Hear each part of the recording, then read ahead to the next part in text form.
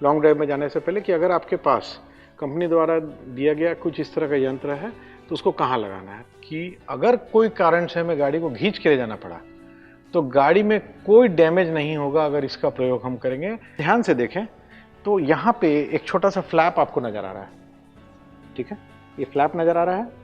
अगर इसको हम दूसरे तरफ देखें तो नजर नहीं आ रहा है, देखिए यहाँ पे तो नहीं है, बट वहाँ पे एक फ्लैप जैसा नजर आ रहा है।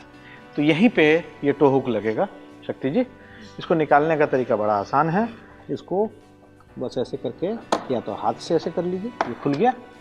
और यहाँ पे अंदर देखिए एक अंदर में थ्रेड बना हुआ है, इसमें भी थ्रेड है। इस थ्रेड को सीधा आपको ले करके और ले जाना है इसमें, और इसके बाद इसको ऐसे करके टाइट कर लेना है। अभी आपकी गाड़ी कोई चीज़ से भी बांध करके खींचने के लिए तैयार हो गई।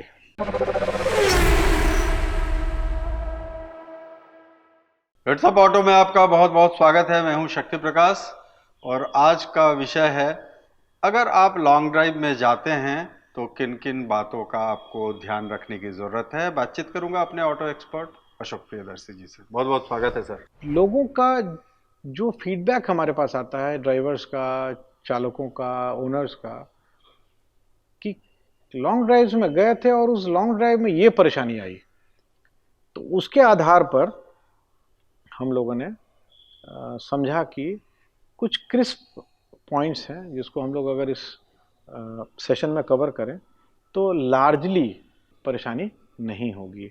पहला जो काम है वो है, गाड़ी को लॉन्ग ड्राइव्स में ले जाने से पहले ये ज़रूर सुनिश्चित कर लें कि आपके ब्रेकिंग सिस्टम में ब्रेक पैड्स और ब्रेक शूज़ वो सही कंडीशन में होने चाहिए। लोग कई बार सोचते हैं कि हमने लास्ट सर्विस इस समय कराई थी, अभी तो टाइम नहीं हुआ है, बट फिर भी ब्रेक पैड्स जो हैं उसको ज़रूर चेक करा लीजिए, ब्रेक शूज़ और ब्रेक पैड्स को, क्योंकि अगर रास्ते में ये वियर ऑफ हो जाते हैं या घिस जाते हैं तो बहुत परेशानी का बिल्कुल, मतलब परेशानी झेलना पड़ता है, और प्लस बाद में जब उसको आप लगाते भी हैं तो उसका कॉस्ट भी काफ़ी बढ़ जाता है। दूसरा जो कि काफ़ी हद तक लोग शायद भूल जाते हैं वो है वाइपर ब्लेड्स। अमूमन जब आप क्रॉस कंट्री ड्राइव या लॉन्ग ड्राइव पे जाते हैं तो कुछ देर के बाद आपके विंड स्क्रीन ग्लासेस पे काफ़ी सारी गंदगी जो है वो जमा हो जाती है, या तो in the form of dust, या हाई स्पीड में जब आप चलते हैं तो कीड़े मकोड़े भी आकर के आपके विंड स्क्रीन से टकराते हैं, तो वो धीरे धीरे वो थोड़ा सा गंदा हो जाता है। तो हाई स्पीड में जब गाड़ी चल रही होती है तो आपका विंडशील्ड के ऊपर में जो वाइपर सिस्टम लगा है, वाइपर सिस्टम में वाइपर ब्लेड्स और जो वाइपर ग्लास को क्लीन करते समय जो हमें सॉल्यूशन, जो उसमें लिक्विड आता है जो कि विंडशील्ड को क्लीन करने के में सहायक होता है, ये सिस्टम को जरूर सुनिश्चित कर लें कि वाइपर ब्लेड और जो उसका वाइपर क्लीनिंग जो लिक्विड है वो एकदम ठीक होना चाहिए। तो ब्रेक पैड, वाइपर्स। तीसरा मैं ज़रूर बोलूँगा कि किसी एक्सपर्ट से टायर के कंडीशन को ज़रूर नपवा लें, टायर प्रेशर को ज़रूर चेक करा लें। जो बैटरी है आपकी कार की, क्या होता है शक्ति जी, ऐसा देखा गया है, और ये अगेन एक भ्रम है कि अगर गाड़ी ज़्यादा चलेगी तो बैटरी जो है वो पुरानी भी है तो प्रॉब्लम नहीं करेगी, क्योंकि चार्ज ज़्यादा लंबे समय तक हो पाएगी। ऐसा भी देखा गया है शक्ति जी कि जब लगातार गाड़ी यूज़ होती है तो इंजन का जो टेम्परेचर है, इंजन के अंदर का जो टेम्परेचर है, उस बैटरी के टेम्परेचर को बढ़ा देता है। और बैटरी जो थोड़ा बहुत शहर में नियरिंग एंड ऑफ लाइफ थी, जो बट फिर भी गाड़ी स्टार्ट हो रही थी, वो हाईवे पे लगातार गाड़ी चलाने के क्रम में कुछ देर के बाद वो परेशानी का सबब बन जाता है। तो ये 3-4 चीज़ें हैं जो मेरे हिसाब से बहुत ही ज़रूरी है। ब्रेक्स, वाइपर सिस्टम, बैटरी, साथ साथ टायर, टायर प्रेशर। और एक चीज़ मैं और बोलना चाहूँगा शक्ति जी, मैं उस गाड़ी की बात नहीं कर रहा हूँ जिसमें बूट अलग होता है, जो सेडान होती है, मगर एसयूवी या हैचबैक्स में सामान हम लॉन्ग ड्राइव में जा रहे हैं तो टेंडेंसी होती है कि ज़्यादा से ज़्यादा सामान उसमें लेकर ट्रैवल करें। तो कई बार देखा गया शक्ति जी कि पीछे वाला जो शीशा है, बैक स्क्रीन, और साइड में जो प्लास्टिक ट्रिम्स हैं, डिक्की के अंदर वाला जो पोर्शन है, मतलब जो पीछे बैकडोर है, उसके जो प्लास्टिक ट्रिम्स हैं, इसमें गाड़ी चलते वक्त जो सामान रखा रहता है वो क्योंकि लूज रहता है, तो वो चलते चलते चलते चलते वहाँ पे लगातार घर्षण होने की वजह से उसमें दाग आ जाता है। कुछ केसेस में तो हम लोग ने ऐसा भी देखा है कि जो लूज बैगेज रखा रहता है पीछे, उससे कई बार पीछे का ग्लास भी टूट जाता है, बंद करने के क्रम में भी टूट जाता है।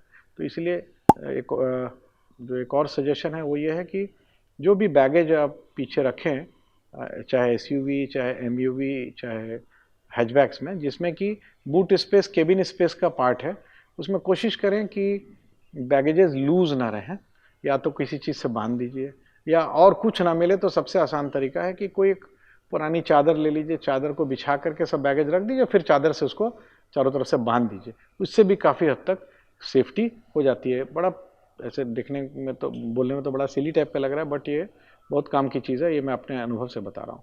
और लास्टली मैं बोलना चाहूँगा, आज के समय में शक्ति जी लगभग अमूमन जितनी भी गाड़ियाँ हैं उसमें आगे और पीछे टो हुक्स होते हैं। तो अगर वो इसकी जानकारी नहीं है तो इसकी जानकारी सुनिश्चित कर लें ओनर्स मैनुअल के थ्रू या ऑथराइज वर्कशॉप के थ्रू, कि इन केस कभी गाड़ी ब्रेकडाउन कर गई तो नियरेस्ट वर्कशॉप में ले जाने के लिए कार को टो करने के क्रम में गाड़ी के दूसरे कंपोनेंट्स डैमेज ना हो जाए। तो टो हुक क्या होता है, कहाँ उस गाड़ी में टो हुक को टाइट किया जाता है, कैसे उसका उपयोग है, पीछे टो हुक कहाँ होता है, आगे टो हुक कहाँ लगता है, इन सब चीज़ की जानकारी ले लें। अशोक जी, बहुत सारे ऐसे लोग हैं जिनका शेड्यूल जो सर्विस होता है गाड़ी का, वो उस समय पे नहीं करवाया और उनका अचानक कुछ इस तरह का प्रोग्राम बन गया, तो उनको क्या करने की ज़रूरत है? मैंने आपको बताया, ठीक है, शेड्यूल सर्विस में क्या होगा, अरे कुछ लुब्रिकेंट्स हैं, कुछ कंज्यूमेबल्स हैं, मान लीजिए आपको कोई इमरजेंसी आ गई और आपको तुरंत निकलना है, तो कोशिश कीजिए कि अपने सर्विस रिकॉर्ड या अपने जिस वर्कशॉप में बनाते हैं उनसे पूछ लीजिए कि भाई मेरे पास अगर इनवॉइस नहीं भी है तो ज़रा काइंडली चेक कर लीजिए, मेरी गाड़ी इतने किलोमीटर पर सर्विस हुई थी, उसमें ब्रेक पैड वगैरह रिप्लेस हुआ था कि नहीं हुआ था। तो इससे भी काफ़ी हद तक आसानी हो सकती है। बाकी वाइपर ब्लेड काम कर रहा है कि नहीं, बैटरी आपकी प्रॉब्लम दे रही है कि नहीं, टायर प्रेशर आप कहीं भी चेक करा सकते हैं। तो कहने का अर्थ ये है कि ब्रेक है एक ऐसी चीज़ जो हो सकता है इमरजेंसी में आप वर्कशॉप टाइमिंग उस समय तक ना ऑपरेटिव रहा, आप ना चेक करा सकें। तो कम से कम जो वर्कशॉप के सर्विस एडवाइजर्स होते हैं जिससे आप रेगुलरली सर्विस कराते हैं, उनके पास रिकॉर्ड होता है, आप उनको अपने गाड़ी का डिटेल्स बताइए तो वो बता देंगे सिस्टम में चेक करके कि हाँ साहब, आपकी गाड़ी इतने महीने पहले इतने किलोमीटर पे आपका ब्रेक सिस्टम चेक किया गया था, ठीक पाया गया था, या ब्रेक पैड रिप्लेस हुआ था। तो आप जोड़ सकते हैं कि भाई उसके बाद तो 2000 या 4000 चली है तो ठीक है, हम रिस्क जोन में नहीं है। अदरवाइज अगर आप प्लान करके जा रहे हैं तो मैं तो जरूर कहूँगा कि एक बार वर्कशॉप में चेक करा लें। हेड्सअप ऑटो में समय है डेमो का, तो चलिए हमारे साथ।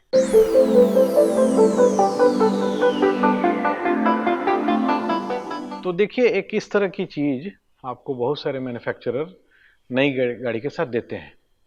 बहुत लोगों को पता होता है, बहुत लोगों को नहीं पता होता है, और ये बड़ी उपयोगी चीज़ है क्योंकि ये बनाया गया है सिर्फ एक ऑब्जेक्टिव से कि अगर कोई कारण से हमें गाड़ी को खींच के ले जाना पड़ा तो गाड़ी में कोई डैमेज नहीं होगा अगर इसका प्रयोग हम करेंगे। कोई भी चीज़ से हम गाड़ी को टो कर सकते हैं बांध करके, और आगे कोई दूसरी गाड़ी से इसको खींचेंगे तो अगर इसका प्रयोग करेंगे तो हमारी गाड़ी में कहीं डैमेज नहीं होगा। ये डिज़ाइंड होता है हर गाड़ी में, कहाँ ये लगेगा और जहाँ पे लगेगा उसमें वहाँ इतनी स्ट्रेंथ होनी चाहिए कि आगे वाली अगर गाड़ी खींचे तो हमारे गाड़ी में कोई डैमेज ना हो। तो इसका पोजीशन क्या अलग अलग होता है? हाँ, तो इसमें आप देखेंगे क्या अमूमन कि बहुत सारे गाड़ियों में होता तो ये आगे है, पीछे भी होता है किसी गाड़ी में, बट नॉर्मली अब देखा गया है कि पीछे, खासकर बहुत ज़्यादा जो एक्सपेंसिव गाड़ियाँ नहीं हैं उसमें पीछे जो है वो टू हुक परमानेंटली वेल्डेड रहता है बॉडी में या चेसी में, और आगे वाला जो है क्योंकि वो आगे से अर्गोनॉमिकली अच्छा नहीं लगेगा, प्लस क्या है इसमें एक सेफ्टी की भी एस्पेक्ट है। अगर ये तो काफ़ी सॉलिड लोहा है तो अगर ये आगे एक्सपोज रहेगा शक्ति जी, तो पेडेस्ट्रियन सेफ्टी के हिसाब से अगर किसी को चोट लगती है या धक्का लगता है तो फिर प्लास्टिक का बम्पर देने का लॉजिक नहीं है ना, क्योंकि प्लास्टिक का जो बम्पर है वो एनर्जी एब्जॉर्ब करता है, तो इम्पैक्ट को एब्जॉर्ब करके जो पेडेस्ट्रियन है या जिससे धक्का लगा उसको भी कम चोट पहुंचाता है। तो इसलिए आगे वाला जो होता है वो हर समय एज पर रूल निकालने वाला होता है। तो इसका उपयोग कहाँ होगा, कैसे होगा, इसके बारे में बताना चाहें तो सबसे पहले ये देखें लॉन्ग ड्राइव में जाने से पहले कि अगर आपके पास कंपनी द्वारा दिया गया कुछ इस तरह का यंत्र है तो उसको कहाँ लगाना है। तो जैसे इस गाड़ी में हम आपको दिखाना चाहेंगे। ये कौन सी गाड़ी है? ये ब्रीजा है, सुजुकी की ब्रीजा गाड़ी है, उसमें दिखाते हैं। और ऐसी भी और भी गाड़ियाँ हैं और ये सभी मैन्युफैक्चरर्स ये प्रोविजन देते हैं। हम अगर आगे से देख रहे हैं जी, तो इसमें कहीं आपको जल्दी समझ में नहीं आएगा कि ये लगेगा कहाँ ये टो हुक। ठीक है, अब आप बहुत ध्यान से देखें तो यहाँ पे एक छोटा सा फ्लैप आपको नजर आ रहा है। ठीक है, ये फ्लैप नजर आ रहा है। अगर इसको हम दूसरे तरफ देखें तो नजर नहीं आ रहा है। देखिए यहाँ पे तो नहीं है, बट वहाँ पे एक फ्लैप जैसा नजर आ रहा है। तो यहीं पे ये टो हुक लगेगा। शक्ति जी, इसको निकालने का तरीका बड़ा आसान है। इसको बस ऐसे करके या तो हाथ से ऐसे कर लीजिए, ये खुल गया। और यहाँ पे अंदर देखिए एक अंदर में थ्रेड बना हुआ है, इसमें भी थ्रेड है। इस थ्रेड को सीधा आपको ले करके और ले जाना है इसमें, और इसके बाद इसको ऐसे करके टाइट कर लेना है। अब ये टाइट हो गया। अब ये आपकी गाड़ी कोई चीज़ से भी बांध करके खींचने के लिए तैयार हो गई।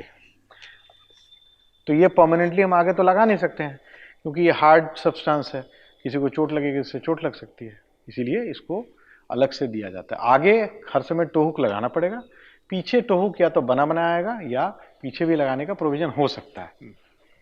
तो जैसे अभी हमने दिखाया आपको कि कुछ गाड़ी में जो आगे में टो हुक लगाने की जगह है बहुत इजीली आइडेंटिफाइबल होती है, कुछ गाड़ी में थोड़ा कंफ्यूजिंग होती है। जैसे इस गाड़ी में आप देख रहे होंगे, इस ग्रिल का इस पोर्शन में ही है, यही पोर्शन है जो खुल करके अंदर में टो हुक लगाने का प्रोविजन करता है।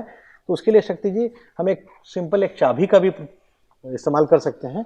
इस चाबी को ऐसे डाल करके और हम इसको ऐसे खोल सकते हैं, और देखिए यहाँ पे फिर सामने टो हुक लगाने का प्रोविजन है। इन सब की ज़रूरत बहुत कम पड़ती है, मगर जब ज़रूरत पड़ती है उसी समय अगर उपयोग नहीं कर पाएँ तो फिर। जी बिल्कुल अशोक जी, हेडसअप का मकसद ही है लोगों को जागरूक करना, और जिससे कि उनकी समस्या, अगर कभी भी समस्या आती है तो इस चैनल के ऑडियंसेस को वो उसका लेवल इस तरह से हो, समाधान वो खुद से निकाल पाए। इसीलिए हम डेमो देते हैं, इसीलिए कॉन्सेप्ट को समझाते हैं। तो टो हुक्स के अलावा आपने 4 बातें कही अगर लॉन्ग ड्राइव पे आप जाते हैं, जिसका डेमो हम दे रहे हैं। एक वाइपर के बारे में आपने बताया, वाइपर का ब्लेड्स जी, और उसका जो क्लीनिंग जो लिक्विड है वो प्रॉपर सिस्टम काम करना चाहिए, उसके नोजल्स काम करने चाहिए। ब्रेक सिस्टम को सुनिश्चित कर लें, बैटरी को ज़रूर चेक करा लें, और इसके साथ साथ टायर की कंडीशन, टायर प्रेशर और ये टो हुक जैसी छोटी छोटी चीज़ें, इसकी जानकारी ज़रूर रखें ताकि इमरजेंसी सिचुएशन में आप एकदम बुरी तरह से फंसे नहीं। और अगर जैसा मैंने बताया कि अच्छा सडनली प्रोग्राम बन गया और घर में कुछ इमरजेंसी हो गई, लेके अभी तुरंत निकलना है और हमारे पास समय नहीं है वर्कशॉप जाने का, तो इतना ज़रूर करें कि जिस वर्कशॉप में आप काम कराते हैं, अगर ऑथराइज वर्कशॉप में कराते हैं, तो वहाँ के कोई भी एडवाइज़र का नंबर रखें, तो वो बता सकता है अपने सिस्टम में देख करके सर्विस हिस्ट्री के हिसाब से कि आपका ब्रेक पैड्स या ब्रेक कब सर्विस हुआ था, कितने किलोमीटर पे हुआ था, और अभी आपका गाड़ी कितने किलोमीटर चली हुई है, उससे आप पता चल सकता है कि वो खुद भी सजेस्ट करेगा कि सर एकदम आप सेफ रेंज में आप जा सकते हैं। तो इन सब चीज़ों को सुनिश्चित कर लें तो इससे आपकी काफ़ी हद तक इमरजेंसी सिचुएशन से बच सकेंगे आप। बहुत बहुत धन्यवाद अशोक जी। हेडसअप ऑटो का मकसद ही है कि हम अपने ऑडियंसेस को फ्रेश कंटेंट दें और ऐसा कंटेंट दें जिसमें यूनिक जानकारी छिपी हो। हेडसअप ऑटो को अगर अब तक आपने सब्सक्राइब नहीं किया है तो ज़रूर से सब्सक्राइब कर लें, और हमारे फेसबुक और इंस्टाग्राम को भी फॉलो करें। तब तक दीजिए शक्ति प्रकाश को इजाज़त। बहुत बहुत धन्यवाद।